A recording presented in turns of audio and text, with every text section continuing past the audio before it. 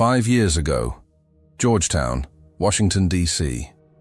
The rain drummed against the floor-to-ceiling windows of the Whitmore estate, each drop a percussion beat to the disaster unfolding inside. Mia Chen smoothed down her target dress one more time, the black polyester suddenly feeling cheap under the crystal chandeliers that probably cost more than her yearly tuition. She shouldn't have come. But when Blake Whitmore, had asked her to be his date to his family's annual charity gala, she'd said yes before her brain could catch up to her heart. "Just breathe," she whispered to herself, clutching the small beaded purse she'd borrowed from her roommate. Around her, Washington, D.C.'s elite glided across the marble floors in designer gowns that could feed a family for months. "Mia!" Blake's voice cut through the classical music.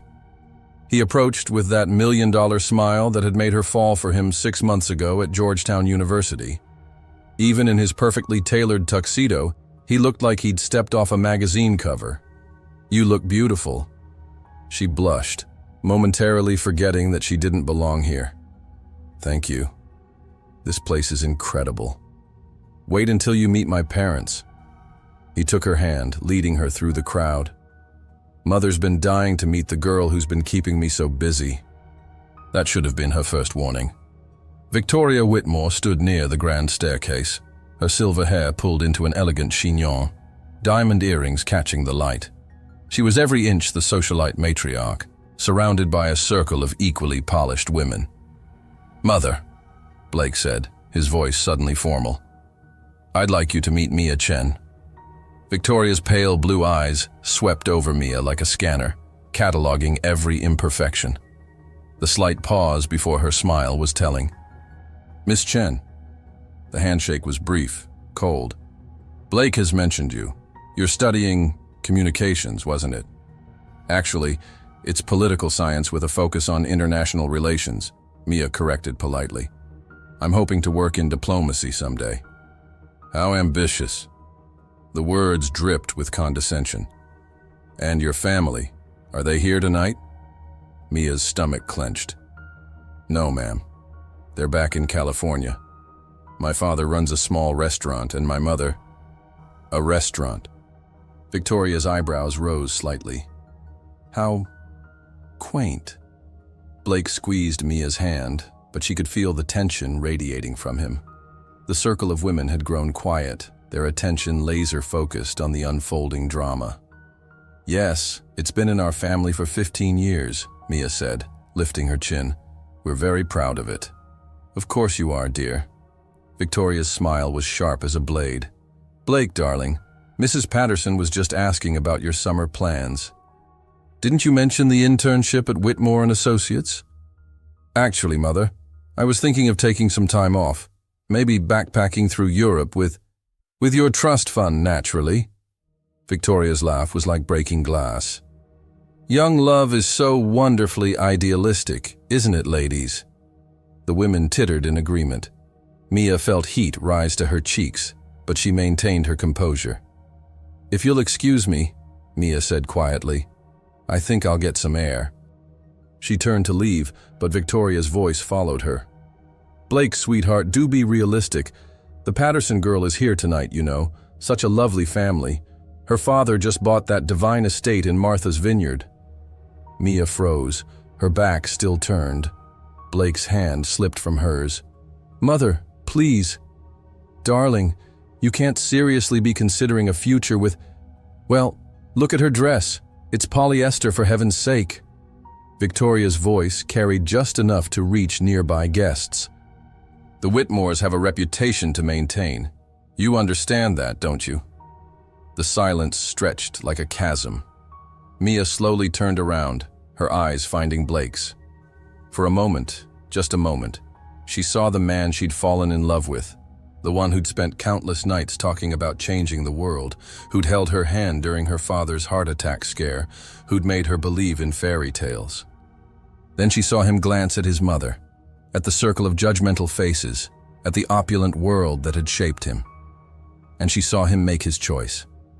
"Mia," he said softly, his voice barely audible over the music. "Maybe we should talk." But his eyes had already said everything. The fairy tale was over. Without a word, Mia turned and walked toward the exit, her chin held high despite the tears threatening to spill. Behind her, she heard Victoria's voice, bright and cheerful once again. "Now, where did you say the Patterson girl was?" The last thing Mia saw before the doors closed behind her was Blake standing motionless in the center of his mother's world, watching her leave. Outside, the rain had stopped, leaving the streets of Georgetown glistening under the streetlights. Mia kicked off her borrowed heels and walked barefoot down the sidewalk, the cold pavement grounding her in reality. By the time she reached her dorm room, she'd made 3 decisions. First, she was transferring schools. Second, she was never going to be anyone's embarrassment again. And third, she was going to become someone so powerful that no one would ever look down on her again. 5 years later, those promises had shaped every choice she'd made. And tonight, Blake Whitmore was about to discover just how seriously Mia Chen kept her word. Present day. K Street, Washington, D.C. The black Bentley Bentayga pulled up to the gleaming glass tower that housed Whitmore and Associates, its engine purring like a satisfied cat. Inside, Mia Chen adjusted her Hermes scarf and checked her reflection in the rearview mirror one last time. The woman staring back bore little resemblance to the naive college girl who'd fled Georgetown 5 years ago. Gone were the drugstore makeup and Target clothes. In their place, a custom Valentino suit that cost more than most people's cars, diamond studs that caught the morning light, and an aura of success that money couldn't buy, but power could certainly rent. "Ms. Chen?" Her driver, Marcus, turned around with practiced professionalism. "Shall I wait?" "Give me exactly 90 minutes, Marcus. If I'm not out by then, circle the block. I have a feeling this meeting might run long." She stepped onto the sidewalk, her Louboutin heels clicking against the concrete with the confidence of someone who owned every room she entered. The Washington Post had called her the Fixer in last month's profile. Forbes had dubbed her the woman who makes billionaires cry, but her favorite title came from a rival CEO who'd called her beautifully ruthless after she'd systematically dismantled his company's hostile takeover attempt. Today she was about to remind the Whitmore family why they should have treated her better the first time around. The lobby of Whitmore and Associates screamed old money trying desperately to look modern. Marble floors, gold accents, and portraits of dead white men in expensive frames. Mia suppressed a smile. Some things never changed. "Miss Chen?" The receptionist, a young blonde who probably had a trust fund bigger than most small countries' GDP, looked up nervously. "Mr. Whitmore is expecting you. 32nd floor, executive conference room." "Thank you." Mia's voice was silk over steel.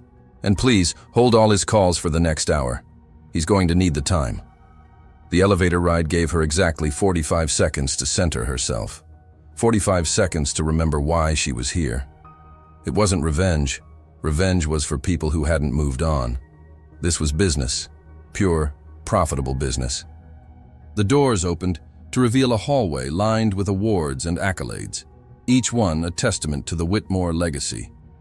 At the end of the hall, through floor-to-ceiling glass windows, she could see him. Blake Whitmore stood with his back to the door, phone pressed to his ear, gesturing animatedly at the DC skyline. He'd filled out since college, his shoulders broader, his presence more commanding. Success looked good on him, she had to admit. Too bad it came at the cost of his soul. "I don't care what the Patterson account says," he was saying into the phone. "We can't afford to lose the Morrison deal, not now, not with everything else falling apart." Mia knocked once and entered without waiting for permission. Power move number 1. Blake turned around, and she watched his face cycle through confusion, recognition, and something that might have been panic. "I'll call you back," he said into the phone, never taking his eyes off her.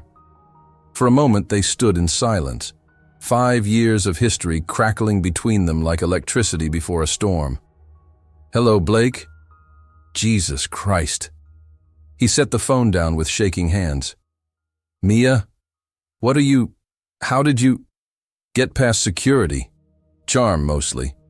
And the fact that Chen Consulting just purchased a 12% stake in your company. She moved to the conference table and placed her Birkin bag down with deliberate precision. Surprise. His face went pale. 12%? As of this morning, yes. Your stock prices have been disappointing lately. Makes for excellent buying opportunities. She pulled out a tablet and swiped it open. Shall we discuss why I'm here? Or would you prefer to keep staring at me like I'm a ghost? Blake ran a hand through his hair. Still the same nervous habit from college. I'm sorry, You look incredible. Different. More powerful. Money has a way of doing that. Her smile could have cut glass. Among other things. Mia, about that night. Which night? She tilted her head innocently. Oh, you mean the night your mother compared me to livestock at a county fair? The night you stood there like a statue while she dissected my worth based on my father's tax bracket?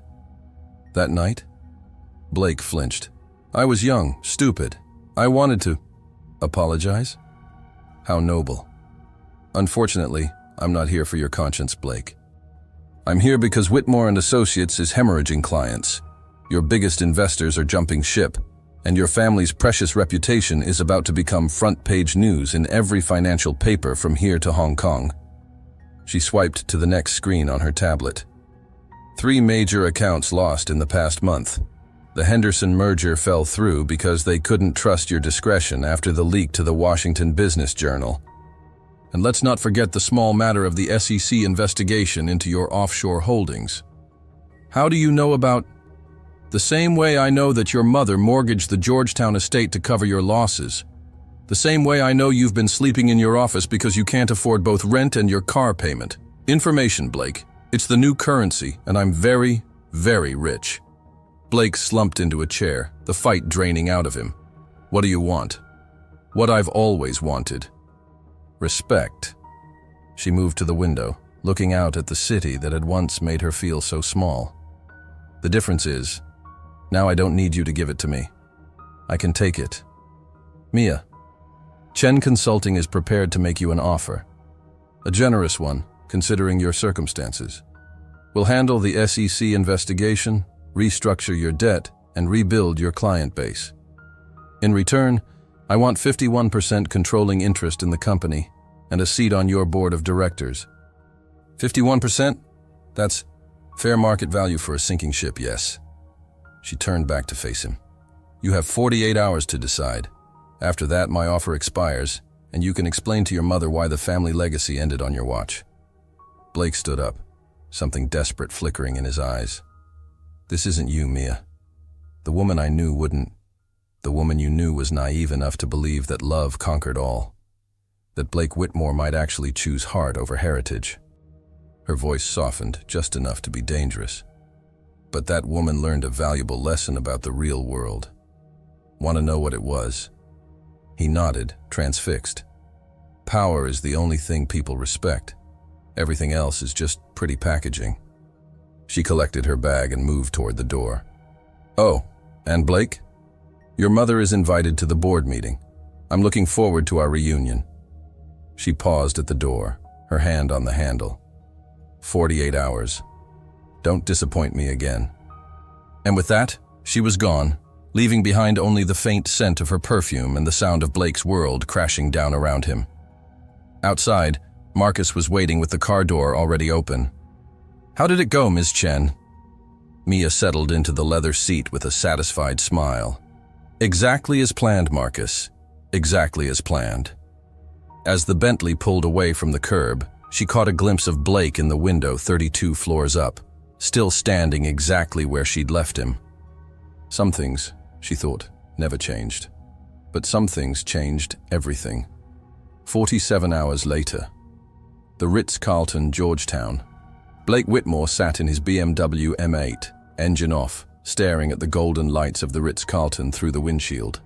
His hands gripped the steering wheel so tightly his knuckles had gone white. In the passenger seat lay a folder containing every piece of information his private investigator could dig up on Mia Chen in the past 2 days. It wasn't enough. It would never be enough. The woman who'd walked into his office yesterday wasn't just successful, she was a force of nature. According to the reports, she'd built Chen Consulting from nothing into a billion-dollar empire. She'd personally orchestrated hostile takeovers, saved Fortune 500 companies from bankruptcy, and had senators on speed dial. The Wall Street Journal called her untouchable. The New York Times had dubbed her the Dragon Lady of corporate America. And he'd let her walk away 5 years ago because his mother thought her dress was cheap. Idiot, he muttered to himself, getting out of the car. Complete fucking idiot. The Ritz-Carlton's lobby was all marble and crystal, the kind of understated luxury that whispered rather than shouted. Blake approached the concierge, a distinguished black man in his 50s, who looked like he'd seen everything twice. "Good evening, sir. How may I assist you?" "I need to send something to one of your guests, Mia Chen, penthouse suite." The concierge's expression didn't change, but Blake caught the slight tightening around his eyes. "I'm sorry, sir, but we don't confirm guest information." Blake pulled out his wallet and placed $500 bills on the marble counter. "Please." The concierge glanced at the money, then back at Blake. "Sir, I understand your enthusiasm, but Ms. Chen specifically requested no visitors, no calls, and no deliveries. She was quite clear about this policy." "Did she mention me specifically?"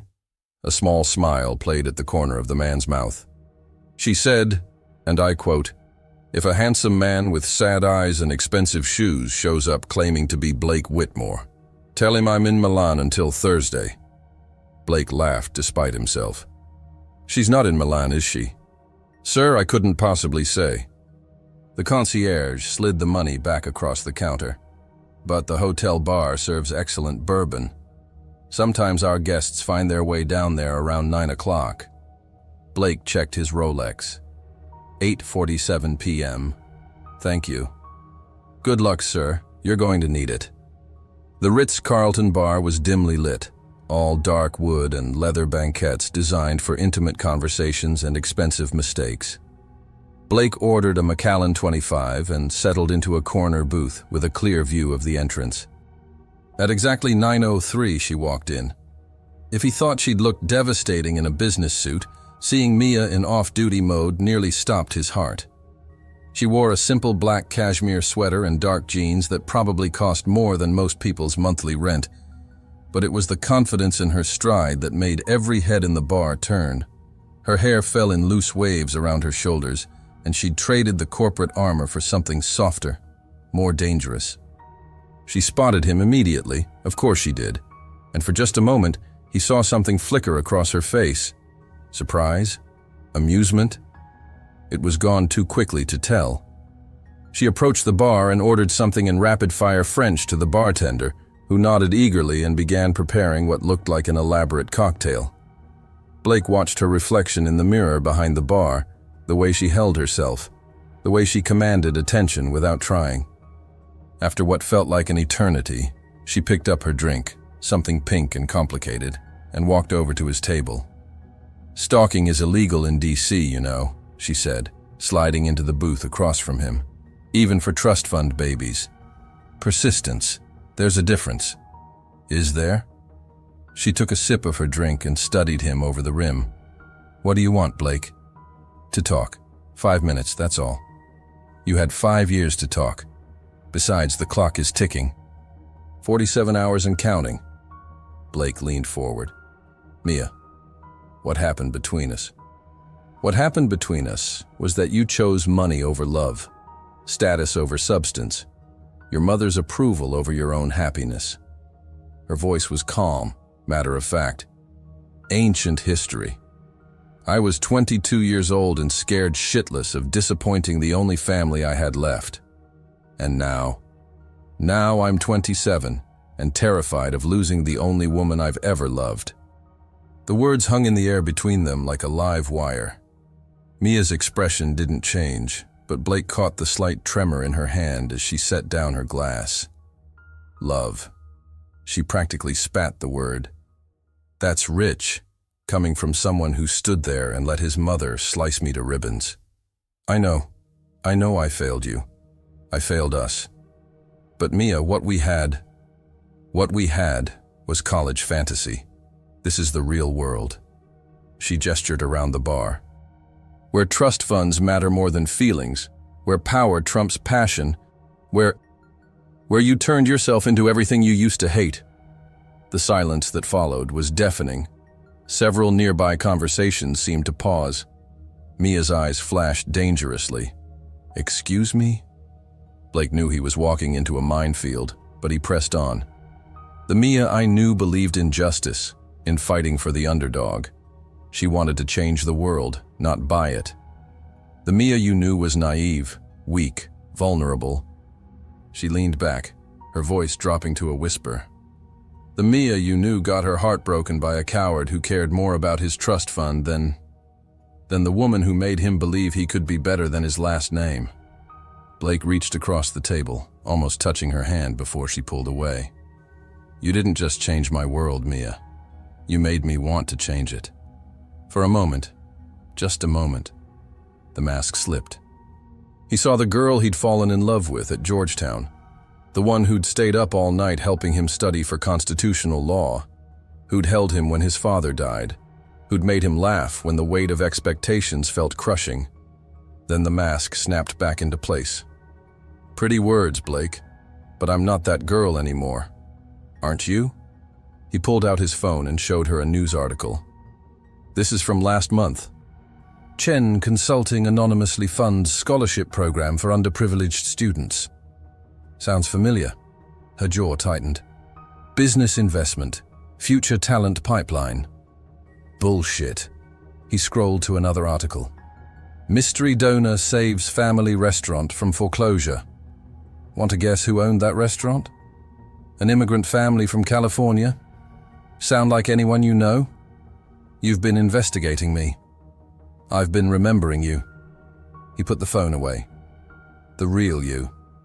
The one who's still in there, under all that armor. Mia stood abruptly, her drink only half finished. 46 hours, Blake. That's all you have left.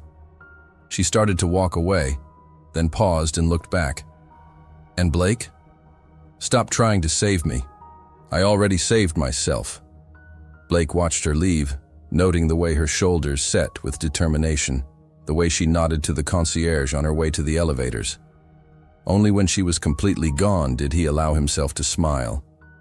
Because for just a moment, when he'd shown her those articles, he'd seen something in her eyes that gave him hope. The Mia Chen who conquered corporate America was impressive. But the Mia who still secretly saved family restaurants? That was the woman he was going to fight for. Blake finished his scotch and pulled out his phone. Jeremy, it's Blake. I need you to dig deeper into Chen Consulting's charitable donations. Every single one, anonymous or otherwise. He paused, looking toward the elevators where she'd disappeared. And Jeremy, clear my schedule for the next 46 hours. I've got a woman to win back. 24 hours later. Chen Consulting, temporary DC office. Mia stared at the contracts spread across her mahogany desk, the papers that would make her the majority owner of Whitmore & Associates. 24 hours. That's all Blake had left to accept her terms or watch his family legacy crumble into expensive dust. She should feel triumphant, vindicated. Instead, she felt hollow. Her assistant, Jessica, knocked and entered with her usual morning efficiency. Ms. Chen, there's a situation downstairs you need to see. What kind of situation? The kind that involves news trucks, protesters, and a very persistent Mr. Whitmore. Mia's head snapped up. Protesters. See for yourself. Jessica handed her a tablet showing a live news feed from the street below. The scene was chaos. At least 50 people had gathered outside her building, carrying signs that read, "Save Chen's Kitchen" and "Heroes Help Heroes." News crews from every major DC station were setting up cameras. And in the center of it all, Blake Whitmore stood at a makeshift podium speaking passionately to the growing crowd. Mia rushed to the window. 20 floors below, she could see him clearly, his voice carrying up through the morning air. Chen's Kitchen isn't just a restaurant, Blake was saying into a microphone. It's proof that the American dream is still alive. That a family who came here with nothing can build something beautiful, something that brings people together. Mia's blood ran cold. He wouldn't. He couldn't. The woman who saved this restaurant, who saves restaurants and families and dreams all across this country, that woman is Mia Chen. And she's about to make a decision that will affect not just her future, but the future of every family business, every scholarship student, every person who believes that success doesn't have to mean selling your soul. Son of a bitch, Mia whispered. Jessica cleared her throat. There's more. Channel 7 just broke the story about your anonymous donations. 17 restaurants saved from foreclosure. 4 scholarship programs fully funded. 2 domestic violence shelters kept open. They're calling you the secret philanthropist of corporate America. Mia sank into her chair. How did he... Ms. Chen? Jessica's voice was gentle. There's someone here to see you. She says she's your mother. Before Mia could respond, the office door opened and Linda Chen walked in, her graying hair pulled back in the same practical bun she'd worn for 30 years. She looked exactly the same as she had when Mia left California. Kind eyes, calloused hands, and the no-nonsense expression that had guided Mia through childhood. Ma? Mia stood, her professional composure cracking. What are you doing here? Your father and I saw the news. That young man down there has been calling us for 2 days. Linda approached the window, looking down at the crowd. He wants to know about our daughter, the real one, not the one in the magazines. Ma, you don't understand. Blake and I understand plenty. Linda turned to face her daughter. I understand you've been sending money to keep other families' restaurants open, while telling us you're too busy to visit home. I understand you've been paying for kids to go to college while pretending you don't care about anything but profit. Mia felt tears threatening. It's not that simple. Isn't it? Linda pulled out her phone and showed Mia a photo. Blake standing in front of Chen's kitchen in Sacramento, talking animatedly with Mia's father. He flew to California yesterday. Spent 3 hours helping your father prep for the dinner rush. Wouldn't accept a penny for his trouble. That's just... He's manipulating you, using you to get to me. Honey. Linda's voice was soft. That boy is in love with you. Real love. The kind that makes you fly across the country to meet someone's parents. The kind that makes you stand in front of news cameras and risk your reputation for someone else's happiness. Through the window, Mia could see Blake wrapping up his speech. The crowd was cheering, signs waving in the morning breeze. He broke my heart, Ma. I know, baby. Your father and I, we saw what you went through. But people change. People grow up. Linda took her daughter's hands. The question is, have you? Before Mia could answer, her phone buzzed with an emergency text from building security. Mr. Whitmore is coming up. Says you'll want to see him. Security bypass approved by your mother? Mia looked at Linda, who shrugged innocently. I may have told them I was your business partner. The office door opened and Blake walked in, slightly out of breath from what must have been a sprint up 20 flights of stairs. His hair was disheveled, his tie loosened, and there was a smudge of what looked like flour on his expensive jacket. Before you say anything, he said, holding up his hands, I know this looks like a publicity stunt. I know it seems like I'm using your family, your charity work, your privacy against you. And maybe part of it is. Mia's eyes narrowed. At least you're honest. But the bigger part, the part that matters, is that I needed everyone to see what I've always seen. That you're not the dragon lady or the corporate ice queen or whatever the hell they're calling you this week. You're the woman who stayed up all night making care packages for homeless students. You're the person who cried during Titanic, even though you'd seen it 6 times. You're the girl who taught me that success without compassion is just expensive failure. He moved closer, and Mia noticed her mother discreetly stepping toward the door. I spent 5 years trying to become worthy of your forgiveness. I built my own company from the ground up. No family money, no trust fund connections. I learned Mandarin because I remembered you mentioning your grandmother only spoke Chinese. I've read every article about you, watched every interview, followed every case. Blake, 24 hours ago, you gave me an ultimatum. Accept your terms or lose everything. But here's the thing, Mia. I already lost everything 5 years ago when I let you walk away. The company, the money, the reputation, that's all just stuff. But you're everything. The silence in the room was deafening. Through the window, they could hear the crowd chanting, "Mia! Mia! Mia!" Blake pulled a folded paper from his jacket pocket. "This is my counteroffer." Mia unfolded it with trembling hands. It was handwritten on Ritz-Carlton stationery. "Mia, I don't want your money. I don't want your bailout. I want your heart. I want to wake up every morning knowing I get to love the most incredible woman in the world. I want to build something together that's bigger than both of us. I want to deserve you. Will you marry me? Blake P.S.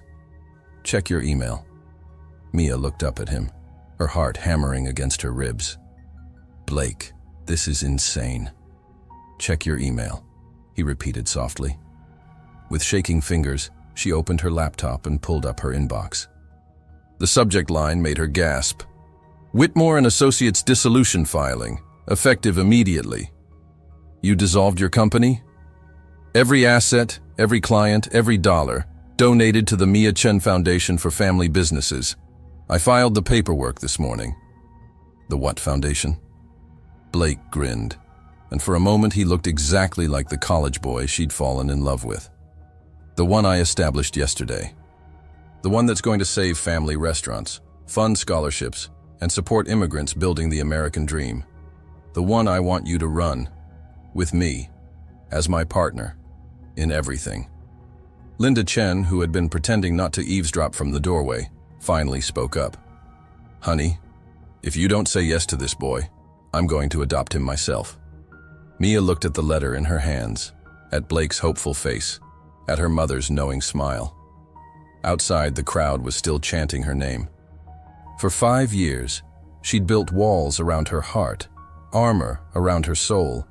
She'd become everything she thought she needed to be to never feel small again. But standing here in this moment, she realized something that terrified and thrilled her in equal measure. She was still that girl who believed in love. She was still the woman who wanted to change the world. And maybe, just maybe, she was still brave enough to trust her heart one more time. "Blake," she said softly, setting the letter down on her desk. "Yeah?" "Ask me again." Blake dropped to one knee right there in her office, pulling out a ring box that looked suspiciously like it had been in his pocket for a while. "Mia Chen, you are the smartest, strongest, most beautiful woman I've ever known. You make me want to be better than I am. You make me believe that love really can conquer all, even trust funds and stupid 22-year-old mistakes. Will you marry me?" Mia looked down at him, at the ring that was somehow exactly what she would have chosen, at the man who'd just given up everything on the chance that she might say yes. "On one condition," she said. Blake's face fell slightly. "Name it." "Your mother has to be the one to announce our engagement." Blake's laugh echoed through the office, and outside the crowd erupted in cheers as Mia Chen kissed her second chance at happily ever after. 3 days later, the Whitmore Georgetown estate. Victoria Whitmore stood in her drawing room, hands clasped behind her back like a general preparing for battle.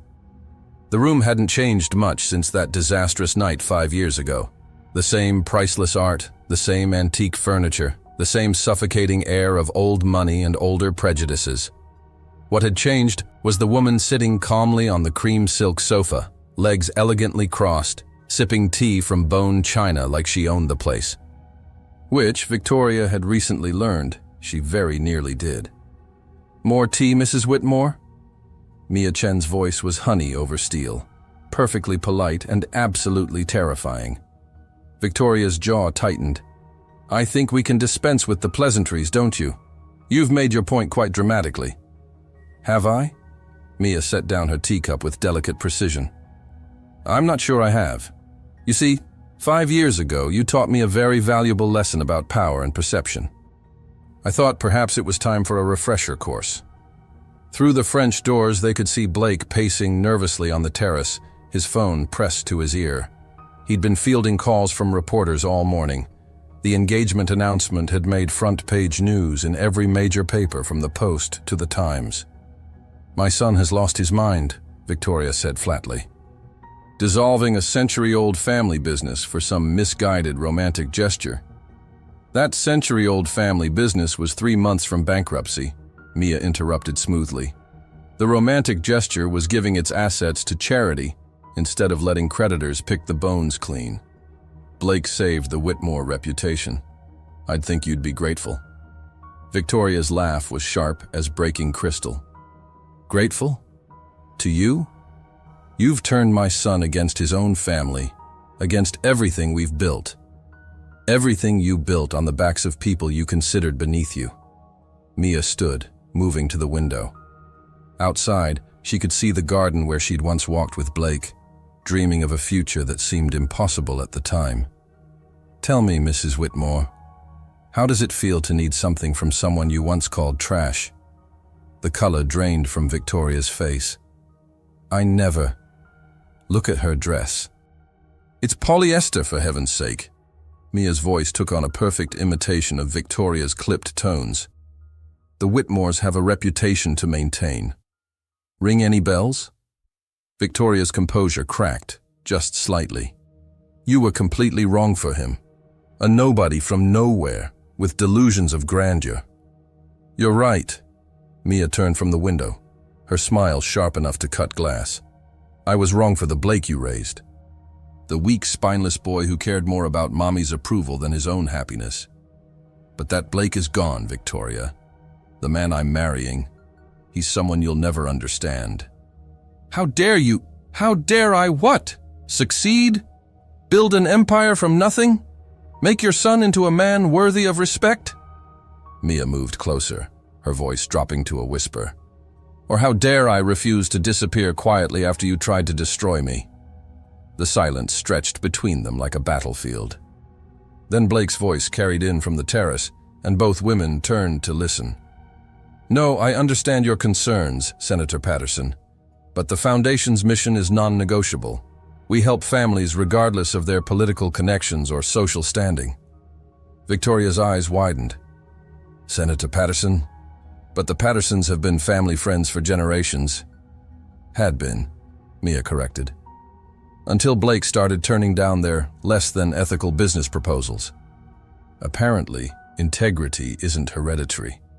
You poisoned him against us, against everything we stand for. I didn't have to.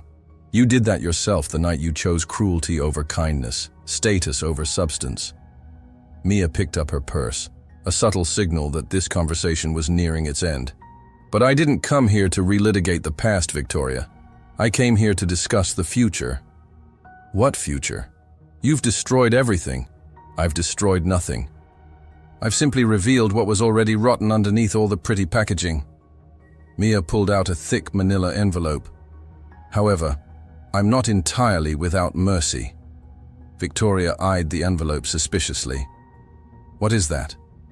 "A job offer. Chen Consulting has an opening for a senior events coordinator. The position involves organizing charity galas, fundraising dinners, and community outreach events. The salary is generous, the benefits are excellent, and the work is meaningful." "You want me to work for you?" Victoria's voice rose an octave. "I want you to work for something that matters, to use your considerable organizational skills and social connections for good instead of gatekeeping and gossip." Mia set the envelope on the coffee table. "Your son loves you, Victoria.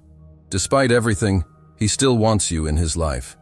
This is your chance to earn a place in ours." Victoria stared at the envelope like it might bite her. "And if I refuse?" "Then you'll spend the rest of your life watching your son build a beautiful life with a woman you chose to underestimate.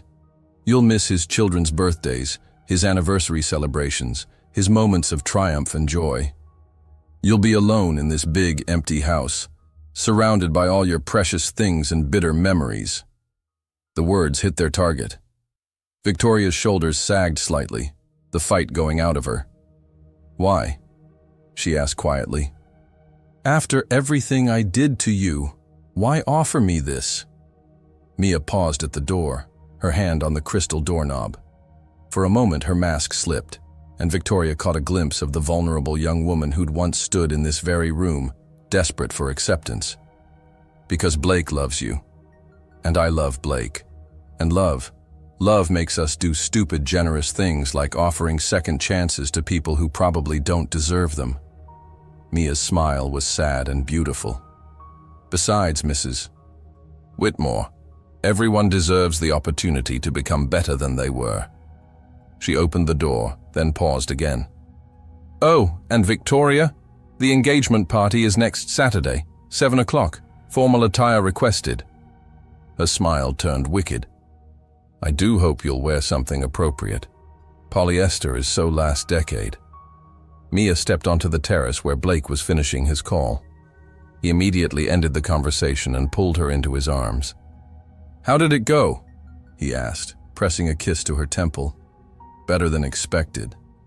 I think your mother and I have reached an understanding. What kind of understanding? Mia grinned up at him. The kind where she gets to plan our wedding, and I get to approve every detail. Blake groaned. That's not an understanding, that's a recipe for disaster. Trust me, darling. Sometimes the best way to win a war is to give your enemy exactly what they think they want. Through the French doors, they could see Victoria still standing in the drawing room, the job offer in her hands, staring at it like it contained the secrets of the universe. Do you think she'll take it? Blake asked. Oh, she'll take it. Your mother is many things, but she's not stupid. She knows a lifeline when she sees one. And you're really okay with having her involved in our wedding planning? Mia laughed, the sound bright and free. Blake, darling, I've spent 5 years building an empire and learning to negotiate with senators, CEOs, and international diplomats. I think I can handle one reformed socialite with a flair for dramatic flower arrangements. Blake spun her around on the terrace, both of them laughing like the college kids they'd once been. In the distance, the Washington Monument caught the afternoon light, and the city sprawled before them like a promise of all the beautiful chaos to come. Inside the house, Victoria Whitmore carefully folded the job offer and placed it in her purse. Then she picked up her phone and dialed a number she hadn't called in years. Harold, it's Victoria Whitmore. Yes, I know it's been ages. Listen, I'm calling about the Children's Hospital Gala next month. I think it's time I got back into charity work. As her voice faded into the afternoon air, a new chapter began for all of them, one built on forgiveness, growth, and the radical idea that people could change, love could heal, and second chances could lead to first-time happiness. 6 months later, the Kennedy Center, Washington, D.C. The Kennedy Center had never looked more spectacular. What Victoria Whitmore lacked in humility, she more than made up for in event planning prowess. Crystal chandeliers cast rainbow prisms across walls draped in cream silk and cascading white orchids. The guest list read like a who's who of Washington power brokers, but tonight, they were all here for love. In the bridal suite, Mia Chen stood before a full-length mirror, hardly recognizing the woman staring back at her. The Vera Wang gown was a masterpiece of understated elegance, silk so pure it seemed to glow, a train that whispered across marble floors, and a veil that had belonged to Blake's grandmother, the one Victoria had insisted she wear. You look like a princess, Linda Chen said softly, adjusting her daughter's veil. Your father is going to cry the moment he sees you. He's been crying since this morning, Mia laughed, tears threatening her own carefully applied makeup. I caught him practicing his father of the bride speech in Mandarin and English. Jessica, now Mia's chief of staff at the Chen Whitmore Foundation, peeked in from the hallway. Ladies, it's time. The groom is at the altar and he looks like he might pass out from happiness. Mia took a deep breath, her hand finding the simple gold locket at her throat. A wedding gift from Blake containing a photo from their college days and an inscription that read, Then, now, always. The processional music began, and she made her way to the grand staircase overlooking the main hall.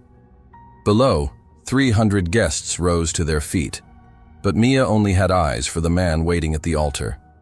Blake Whitmore stood in a custom Tom Ford tuxedo, his hands clasped behind his back, looking like every romantic fantasy she'd ever had. But it was the expression on his face when he saw her that took her breath away.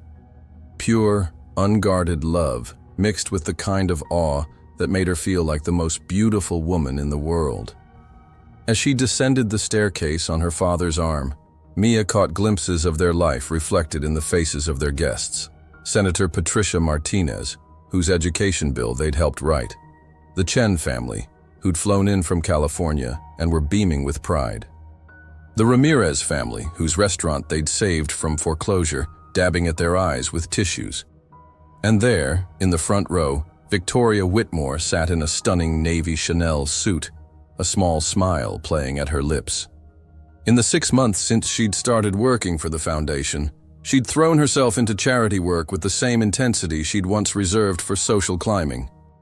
The woman who'd once dismissed Mia as beneath the family was now coordinating the foundation's annual gala, which had raised $12 million for immigrant families. When Mia reached the altar, Blake stepped forward to take her hand, and Henry Chen formally presented his daughter with words that made half the audience reach for tissues. "Blake," Henry said in accented but clear English, "you take good care of my daughter. She is strong, but even dragons need someone to watch their back. I promise, sir, for the rest of my life." The ceremony was perfect in its simplicity. They'd written their own vows, of course, because Mia had insisted that if they were doing this, they were doing it right. Blake went first, his voice steady despite the emotion in his eyes. "Mia, 5 years ago, I lost the most precious thing in my life because I was too weak to fight for it. I spent those years becoming worthy of a second chance, but more importantly, I spent them learning what real strength looks like. It looks like you, building an empire from nothing, staying kind in a cruel world, choosing forgiveness when revenge would be easier. You didn't just make me a better man. You made me believe that love really can change everything. I promise to love you, to fight for us, to never let fear make my decisions again. You are my heart, my home, my happily ever after." There wasn't a dry eye in the house, including Mia's own. When it was her turn, she looked out at the sea of faces, people from every part of their journey, and spoke from her heart. "Blake, when I was 22, I thought love meant never having to fight for yourself. I learned the hard way that real love means fighting for each other, even when it's difficult, even when the world tells you you're not enough. You taught me that second chances aren't just about forgiveness. They're about growth, about becoming people worthy of the love we're asking for. Today, I'm not just marrying the boy I fell in love with in college. I'm marrying the man who dissolved his company for charity, who learned Mandarin from my grandmother, who stood in front of news cameras to defend my honor. You didn't just win back my heart, Blake. You earned it, and it's yours, completely and forever."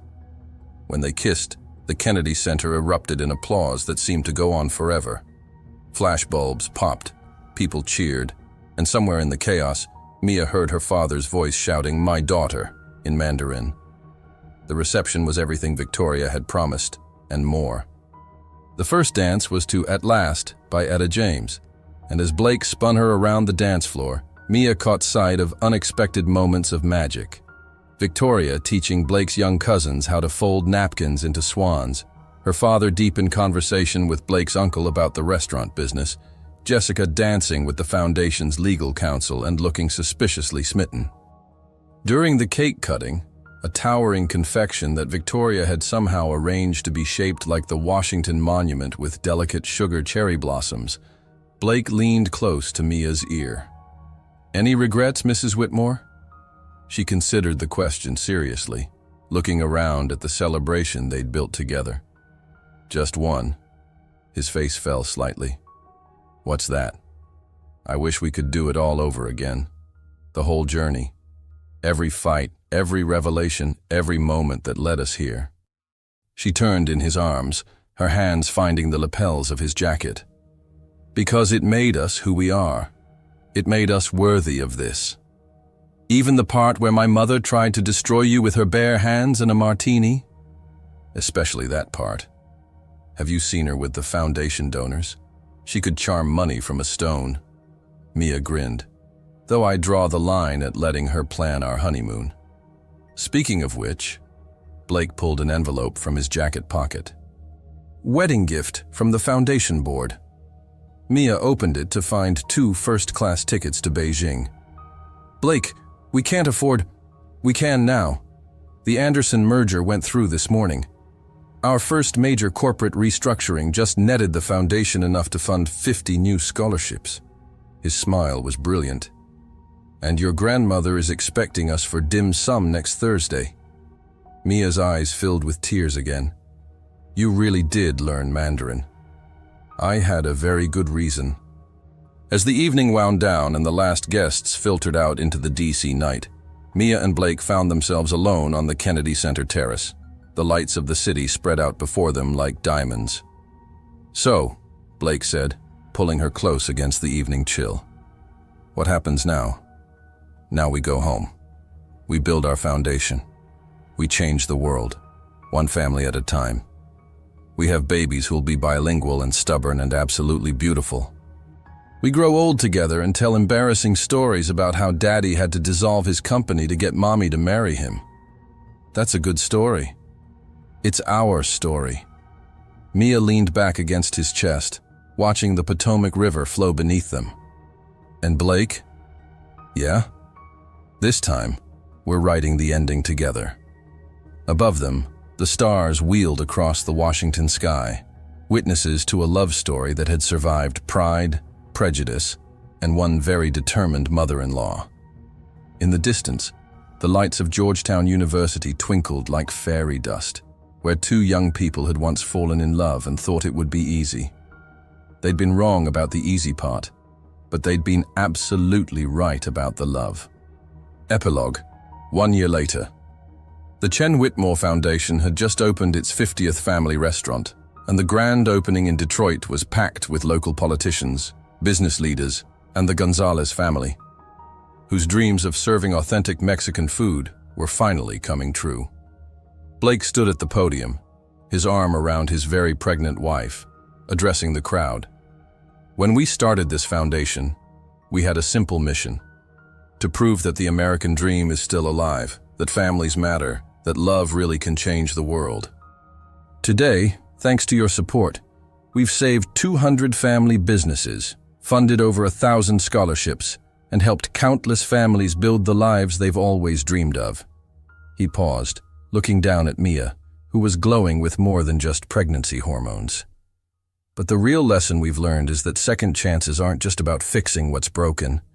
They're about building something beautiful from the pieces. Thank you for being part of our story. Thank you for believing that love wins. The crowd erupted in applause, and as camera flashes went off around them, Mia felt the baby kick, a tiny reminder that their greatest adventure was still to come.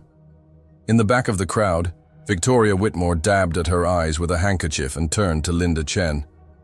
Your daughter has made my son into a better man than I ever thought possible. Your son has made my daughter happier than I've ever seen her, Linda replied with a smile. I think we can call that a fair trade.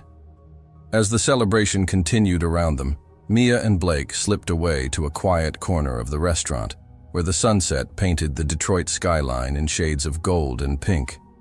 Happy? Blake asked, his hand resting on her growing belly. Ridiculously so. Mia captured his face in her hands. I love you, Blake Whitmore. All of you. The boy who broke my heart, and the man who put it back together. I love you too, Mia Chen Whitmore. Thank you for giving us a second chance. Thank you for making it worth it. And as they kissed in the golden light of another family's dream coming true, their story found its perfect ending. Not because love conquered all, but because they conquered everything together. The end.